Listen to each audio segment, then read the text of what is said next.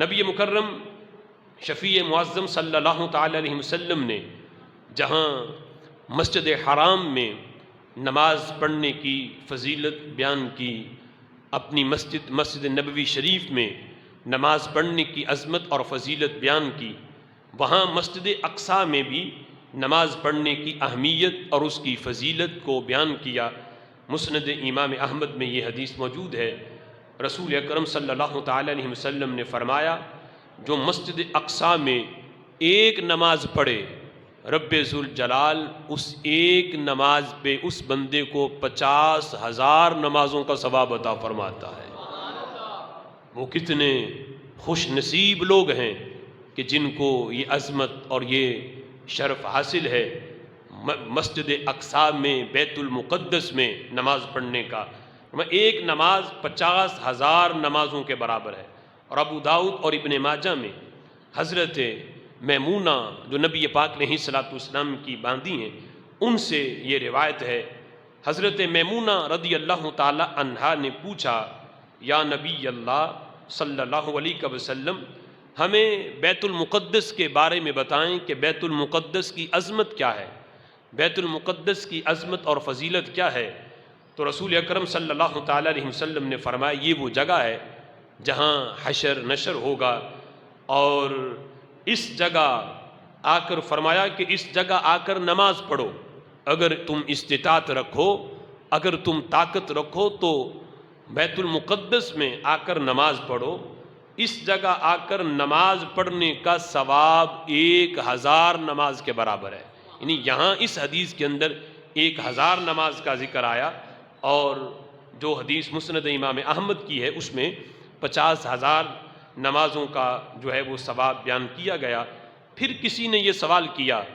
کہ یا رسول اللہ صلی اللہ علیہ وسلم، اگر کوئی بندہ اس کی استطاعت نہ رکھے کہ وہ بیت المقدس نہ جا سکے، اگر اس کی طاقت نہ رکھے، تو میرے آقا علیہ الصلوۃ والسلام نے فرمایا کہ پھر وہ زیتون کا تیل جو ہے یہ بیچ دے کسی کے ہاتھ، جو جا سکتا ہے اس کے ہاتھ بیچ دے،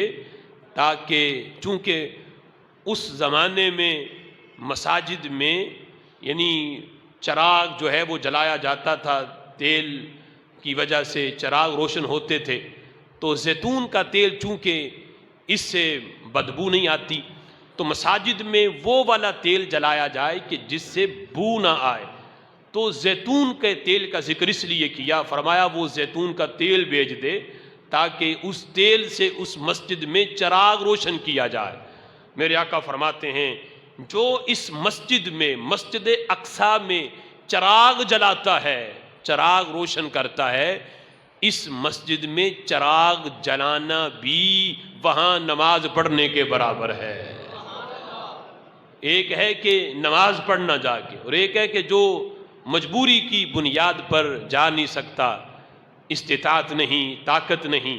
تو فرمایا کہ جو طاقت نہیں رکھتا وہ کسی کے ہاتھ تیل بھیجے، اس مسجد کو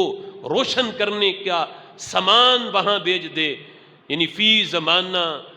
جس سے وہ مسجدیں روشن ہوتی ہیں، یعنی وہ والا سامان وہاں بھیجے تاکہ اس سے مسجد روشن ہو۔ فرمایا اس کو روشن کرنا، اس میں چراغ جلانا، یہ عمل بھی وہاں نماز پڑھنے کے برابر ہے۔ جتنا ثواب اللہ نماز پڑھنے پہ دے گا، اتنا چراغ روشن کرنے پہ بھی عطا فرما دے گا۔ اب دیکھو اس حدیث میں نبی مکرم شفیع معظم صلی اللہ تعالی علیہ وسلم نے مزید مسجد اقصیٰ میں جو نماز پڑھنے کا اجر و ثواب ہے وہ بیان کیا۔ رسول اکرم صلی اللہ تعالی علیہ وسلم نے فرمایا کہ انسان کا اپنے گھر میں نماز پڑھنا یہ ایک نماز کے برابر ہے، یعنی گھر میں نماز پڑھے تو ایک پڑھی ہے نماز تو ثواب بھی ایک نماز کا ہی ہے۔ اور فرمایا جو بندہ اپنے گھر سے نکل کے نماز اپنے محلے کی مسجد میں جماعت کے ساتھ پڑھے، تو اس روایت میں ذکر ہے کہ فرمایا وہ 25 نمازوں کے برابر ہے۔ ایک روایت میں 27 کا ذکر ہے جماعت کے ساتھ نماز پڑھنے کے، کہا کہ وہ 27 نمازوں کے برابر ہے۔ اس حدیث میں فرمایا کہ وہ 25 کے برابر ہے۔ پھر فرمایا کہ جو اپنے علاقے کی جو بڑی مسجد ہے، اب تو ہر محلے کی مسجد جامعہ مسجد ہے، یعنی وہاں جمعہ ہوتا ہے، لیکن یہاں ذکر یہ ہے کہ وہ محلے کی مسجد کے جہاں نماز تو با جماعت ہوتی ہے لیکن وہ جامعہ مسجد نہیں، تو وہ بندہ یہ کہ میں بڑی مسجد میں جا کے نماز پڑھوں جامعہ مسجد میں، تو اپنے علاقے کی بڑی مسجد میں جا کے پڑھے، تو فرمایا اس کا ثواب 50 نمازوں کے برابر ہے، یعنی مزید ثواب بڑھ جاتا ہے۔ اور مزید فرمایا کہ جو بندہ مسجد اقصیٰ میں جا کے نماز پڑھے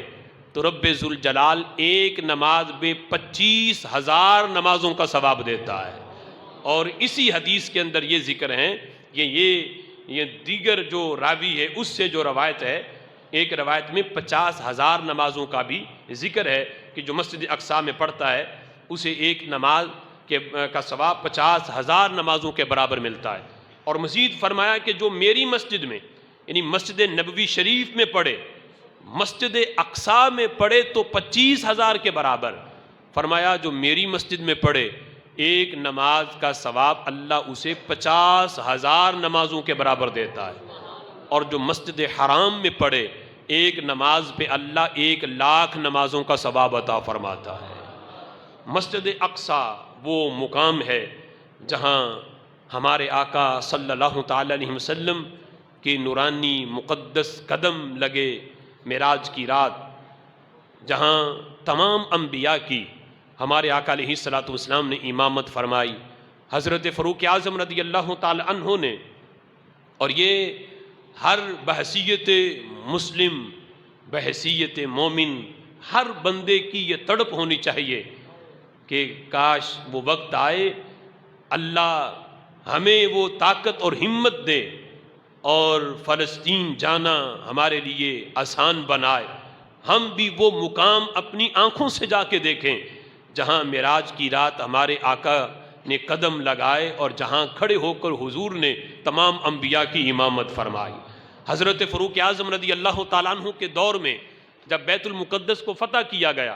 تو آپ مدینہ شریف سے جب چلے، ابھی جب فتح نہیں ہوا تھا تو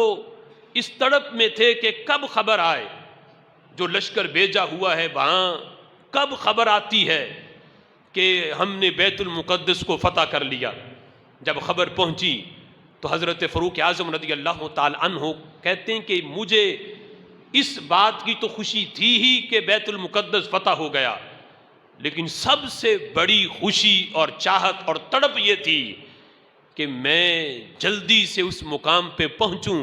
اور جا کے وہ جگہ دیکھوں جہاں معراج کی رات رسول اللہ کے قدم لگے ہیں۔ اب حضرت فاروق اعظم رضی اللہ تعالی عنہ کا یہ تڑپ رکھنا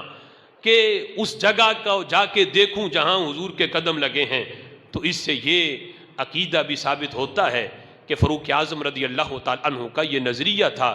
کہ شب اسرا یہ جو سفر تھا یہ محض خواب میں نہیں تھا بلکہ جسمانی تھا،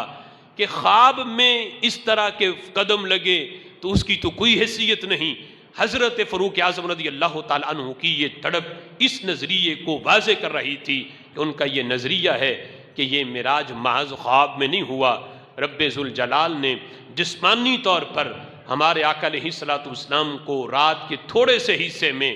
مسجد اقصیٰ میں بھی رب ذوالجلال لے گیا اور پھر لا مقام پہ بلا کے اپنا دیدار بھی کروا دیا۔